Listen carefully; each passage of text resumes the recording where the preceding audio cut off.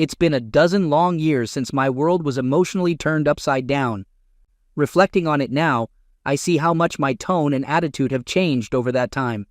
I recall the days when my partner and I enjoyed a nearly flawless marriage.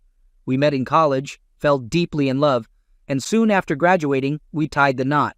I was a jock, playing football and baseball, while she was stunningly beautiful and incredibly intelligent. Together, we did everything, socializing, pursuing hobbies, and weathering storms as a united front. Life, however, is never without its challenges. We supported each other through family tragedies and health scares, including her battle with cancer and my heart condition. We truly were partners in every sense of the word, and our love for each other continued to flourish.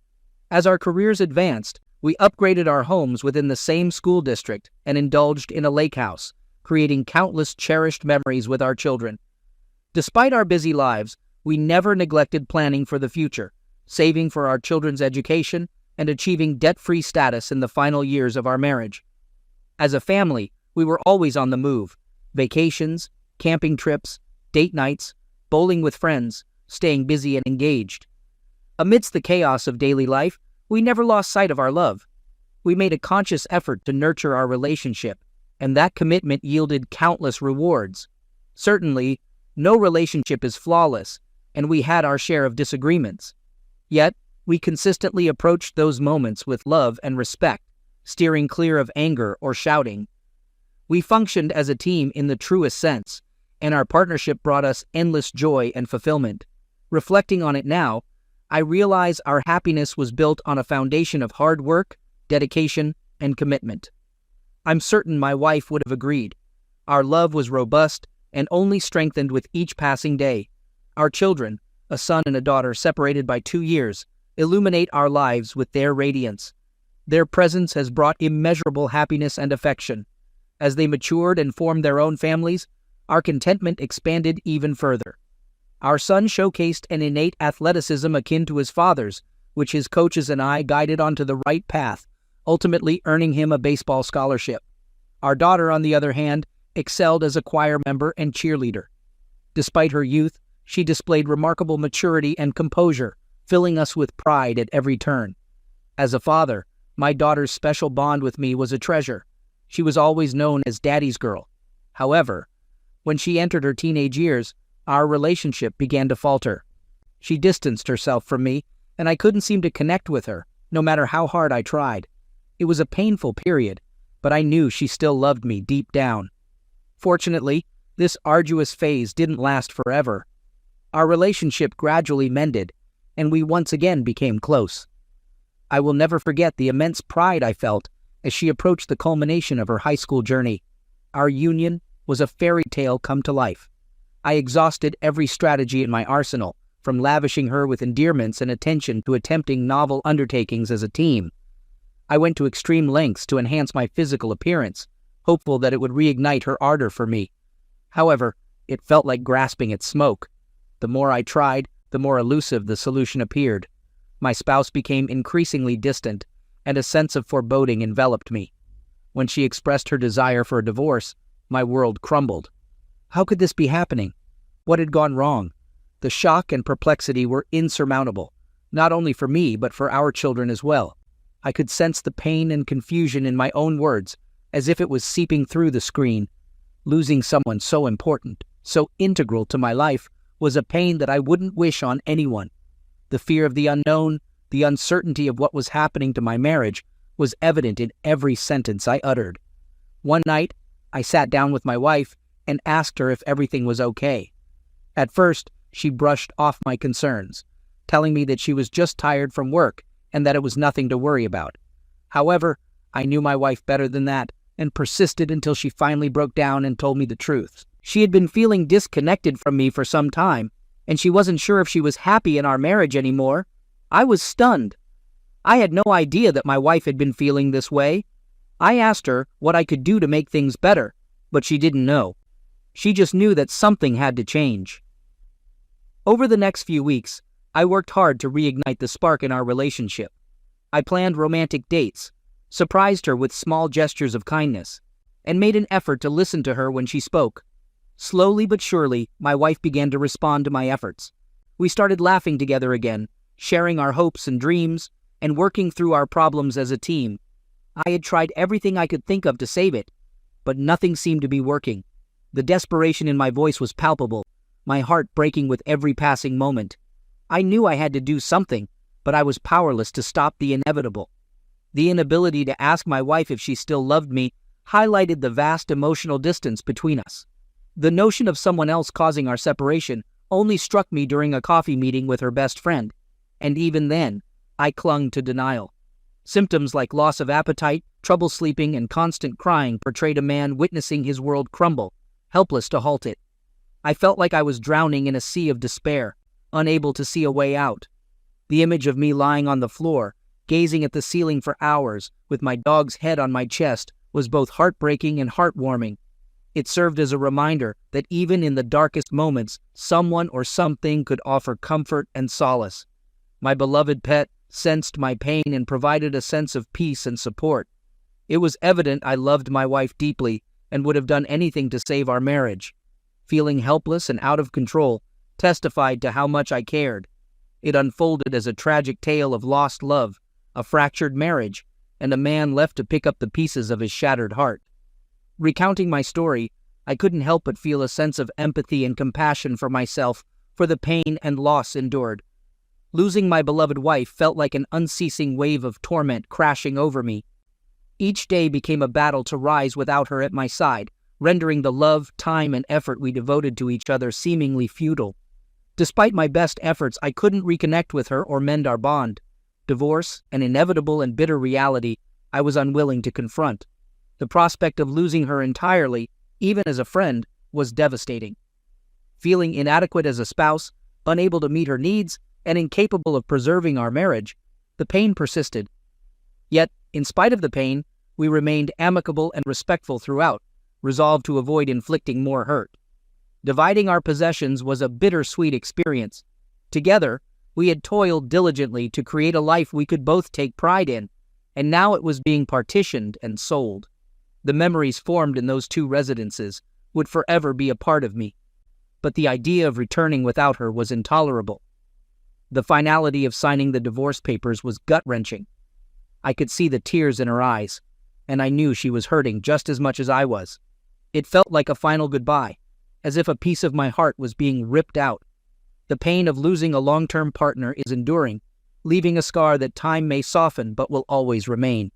Amid the hurt and heartbreak, I hold on to the good times we shared and the love we once had for each other, finding some comfort. The bittersweet reality of watching your daughter grow up and get married is a feeling no parent can escape.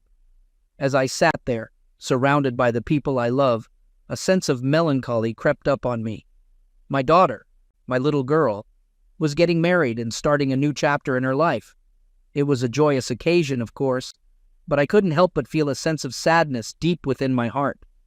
Then, a magical occurrence unfolded. My daughter took a seat beside me, her head resting on my shoulder, and we engaged in conversation, laughter, and reminiscence about old times. It was a beautiful moment, one I knew I'd treasure forever. As we sipped our scotch, gazing into the flickering flames of the fireplace, a profound sense of gratitude washed over me. I felt thankful for my daughter and her fiancé, for my family and friends, and for the love surrounding me. Despite the ongoing healing from my divorce, I recognized the need to keep moving forward and find happiness wherever I could. But in that moment, surrounded by the warmth of the fire and the love of my family, I felt content. I knew that everything was going to be all right, and that no matter what challenges lay ahead, I would always have the support and love of those closest to me. Approaching the end of our conversation, my daughter and I began to delve into more serious topics, and that's when she brought up the divorce. It was something we hadn't really discussed in depth before, other than addressing logistics. However, this time we delved into the emotional aspects of it. I asked my daughter, now a grown woman, what it was genuinely like to live with me, and acknowledged that I knew I wasn't a perfect parent. It was a risky question, but one I felt compelled to ask after the divorce. To my surprise, my daughter opened up and shared that at times, I could be intense and had high expectations. She admitted they all worried about disappointing me, but she also added that she knew I loved and protected them and would always be there. In fact, She even giggled as she shared that they used to affectionately refer to me as Sergeant Dad or the Sergeant. I acknowledged that I wasn't always the most emotionally open person, but reassured her that I cared deeply for them, even if not always overtly expressed. It was then that she shared something that left me stunned. She hoped her new husband would be as good a husband and father as I am, and wished that I could find someone who made me happy and didn't cheat like Mom. That's when it hit me. My daughter thought I knew about my wife's infidelity all along. She disclosed knowing about my ex-wife's cheating before our divorce and assumed that I had been aware all along. I was in disbelief and asked her why she hadn't told me before. She explained, presuming I knew more than she did, and that's why I had divorced Mom. She also shared that it was a really difficult time for her, and she had purposely avoided the topic with me, other than making sure I was okay. I hugged her tightly and thanked her for standing by me throughout everything. She would always be my little girl. I asked her when it had happened and how long it had been going on for. She didn't know for sure, but guessed that it started a month or so before Mom first mentioned divorce. I also asked if her brother knew, and she confirmed that he did. In fact, he was the one who did some social media research and suspected there might be someone else. I was amazed at how perceptive my kids were. It all started to make sense why my children were so cold to their mother and so sympathetic to me during all of this. I hugged my daughter tight, grateful for her honesty and her love. She was the only thing that made sense in my life right now. As I held her close, I knew that I needed to be strong for her and for my son. They were the only reasons I had left to keep going. My ex-wife's betrayal wrought profound changes. It altered how I perceived her, myself, and the world. It felt as if a part of me had perished, leaving me clueless about recovery. All I knew was the necessity to persist, to keep moving forward, even if only one step at a time. The night her affair was exposed marked a pivotal moment. Until then, I strived for civility during our divorce proceedings, but now uncertainty clouded my actions. Racing thoughts deprived me of sleep that night. Reflecting, I noticed her enhanced self-care, more frequent hair and nail treatments, purchasing nicer clothes, and dedicating more time to her makeup. Initially, I assumed it was an effort to keep pace with younger colleagues at work, only now realizing it likely signaled preparation for her affair. The truth surfaced. My ex-wife had already found someone else, another man.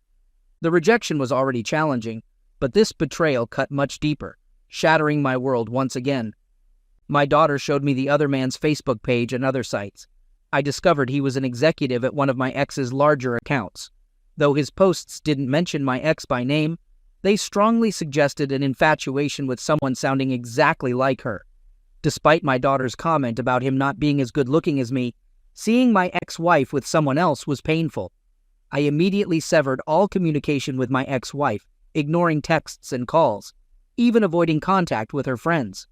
The fact that her best friend never followed up made me wonder if she had been aware of the affair all along.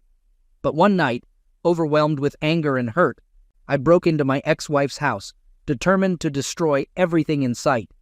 I smashed her belongings, poured bleach on her clothes, and defaced her family photos.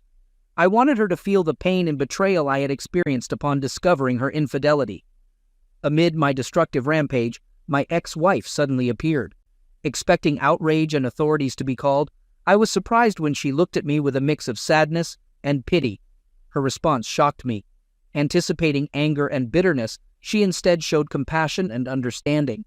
She asked for my forgiveness, confessing that she had cheated on me and was too ashamed to tell me during the divorce. At that moment, my anger dissipated. I realized my ex-wife had been suffering as well, and my actions had only caused more pain. A week later, my daughter got married, and both my ex and I attended. Still feeling angry and hurt, I tried to focus on my daughter's special day. Despite losing over 20 pounds due to stress and increased workouts, I felt good in my tailored tux as I walked her down the aisle. During the ceremony, my ex looked stunning, wearing everything she knew I liked. Despite this, I didn't say a word to her. Still angry about her deception, I pulled away when she tried to hold my hand during the vows. I also ensured that our thighs and shoulders didn't touch. During the picture session, I didn't engage with my ex, focusing on joking with my daughter and everyone else. When we got to the reception, I was relieved to find prearranged seating, so I sat next to my daughter. My ex was seated a few chairs down, which must have been difficult for her. At that point, I don't think she realized I knew about her affair. I made no mention of my ex in my heartfelt father of the bride toast, treating it as if she played no role in raising our daughter. During the father-bride dance, despite her tears, I intentionally avoided looking in her direction. Although we were supposed to dance with both sets of parents, I chose to skip it entirely. The rest of the evening was spent joyfully with my daughter, son, and new son-in-law, successfully sidestepping my ex. I didn't witness her departure, so I'm uncertain how long she stayed, but she appeared melancholy every time I saw her. Though a challenging experience, it taught me much about myself and my ability to navigate tough situations. While it might not have been my proudest moment, I believe I did what was necessary to safeguard my emotional well-being. It was a bitter pill to swallow when, after over 28 years together, she opted for someone else during a difficult period in my life. However, I've made significant strides since then. As my counselor foresaw, I had to adapt to living alone and rediscover my purpose. Despite the initial difficulty, I can genuinely say the pain has dissipated. Instead, I dedicated myself to crafting a space that truly reflects me. I transformed my house into a dream haven, adding a third bay in the garage for my Harley Softail with a deuce seat and an ATV. Riding has always been a passion, but my ex prohibited me from having a motorcycle. Now, I enjoy the freedom to ride whenever I please. I upgraded my kitchen and living areas with the latest amenities. Yet, my favorite part remains the man cave in the basement. With a top-of-the-line sound system, video facilities, wet bar, and quality gym, it provides everything I need to unwind. Sitting in my recliner, listening to classical or old rock music, something my ex never allowed me to play loudly, is a true pleasure. My house has become the go-to spot for game days, where friends and family gather to watch multiple games simultaneously, akin to a sports bar. I even set up a playroom for my grandkids, furnished with a TV and toys. I cherish the moments spent with my grandkids and their parents when they visit regularly. Just last week, we had a delightful pumpkin carving party. My ex would have enjoyed it. I'm contemplating getting another dog for companionship, especially with the grandkids around. Additionally, I installed a remote wood-burning furnace with a heat exchanger, efficiently heating my home mostly from my own timber. It's not only cost-effective, but also keeps me active during colder months. In conclusion, despite the painful past, I'm thankful for the chance to rebuild my life and create a home I adore. I've discovered new passions, enjoyed time with loved ones, and forged memories that will endure. It's been 12 years since my ex-wife left me for another man, and I've accepted that she chose him over our 28 years together. Initially painful, as my counselor predicted, I learned to live alone and redefine my life's purpose. I turned my house into a dream haven, adding a third garage bay for my new Harley Softail and ATV. The kitchen and living areas received modern upgrades, and the basement became my sanctuary, a man cave with top-notch entertainment, a wet bar, and a gym. I also created a special playroom for my grandkids, furnished with a TV and toys. Hosting events like our recent pumpkin carving party has become a joy, and I'm even considering getting another dog for companionship. Regarding my romantic life, I've discovered the enjoyment of being single and re-entering the dating scene. Initially, my friends' partners attempted to set me up with other women, but I resisted. However, almost 2 years later, I yielded to a double date, urged by my kids. It was initially awkward, but now I have ongoing relationships with several remarkable women. Dating in my 50s and early 60s differs from my youth. There are numerous smart, attractive, unattached women, my age and younger, seeking attention from a relatively healthy man. You don't need to be a superstar. Being respectful, attentive, confident, and most importantly, fun is crucial. I'm entirely honest about not wanting a wife or an exclusive relationship. I exercise caution and am highly selective, avoiding married women or seeking only one-night stands. I must genuinely like her, have fun, enjoy her company, and sense the same reciprocation. I take them to concerts, ball games, camping, backyard cookouts, dinner theaters, and other activities before getting too close. Adjusting to the idea of non-exclusivity and not succumbing to jealousy or possessiveness took time. I realized I can't control my partner, and that's okay. It's part of the arrangement. I enjoy dating without the pressure of exclusivity. refreshing for both me and my lady friends. If something more closeness happens naturally, that's great, but I don't pressure or seduce them into it. I have a couple of longtime lady friends with whom I've never been close, and that's okay too. Overall, I'm living my best life, grateful for the experiences and people within it. Being a private pilot for many years, I relish flying my own small, experimental amateur-built plane. Unfortunately, my wife never shared my passion. To address this, I've invited each of my lady friends to fly-ins and short trips. I even take them on breakfast or lunch trips on my Harley, a popular outing known as the $100 hamburger. Each of these special women has her own passions, and I've tried to share in those as well. I've climbed Mount Baker after months of training, earned my PADI open water dive certificate, and even gone skydiving in tandem with them. Surprisingly, I enjoyed attending the opera with one of them. However, my most memorable experience involved crashing wedding parties at city parks, mingling with guests, enjoying their offerings, contributing to collections, and throwing $100 in the collection jar or money tree. Although I spend a lot of time with these women, more often than not, I'm home alone or cuddling with one while watching Netflix or listening to her favorite music. The point is, these women push me to do things I would never have done on my own. I still struggle with wanting these women exclusively, especially the wedding crasher, who is the whole package, but I know I cannot allow myself to think that way. Shortly before COVID, I went on a 7-day cruise with 3 attractive women. I had only dated and been close with one before the trip, but all 3 were fun and flirty. We laughed and had the best time going on day excursions and dancing and partying on the ship every night. It was probably the best vacation of my life, except for some memorable trips with our preteen kids. At the end of the cruise, a cruise line representative approached me and asked if I would like to go on future cruises at unbelievable discounts. Apparently, they needed more older single men to dance and interact with all the single ladies and widows. As flattering as it was, I couldn't help but feel like a gigolo. Though I'm living my best life, I acknowledge that my ex-wife may not be as fortunate. I've heard that her relationship with the other man endured for about 3 years. Nevertheless, I didn't delve into the specifics or inquire if they lived together. It's no longer my concern. I started responding to her texts and emails around 5 years ago to accommodate my kids, but our communication mostly revolves around sharing information and pictures about the kids and grandkids. My ex-wife expresses a desire to discuss the divorce and the affair, answering any questions I may have. However, I lack the inclination to delve into those details. I see no benefit, so I simply disregard those particular emails. We've encountered each other at weddings and funerals, exchanging polite greetings. The last in-person conversation occurred at our newest grandson's christening.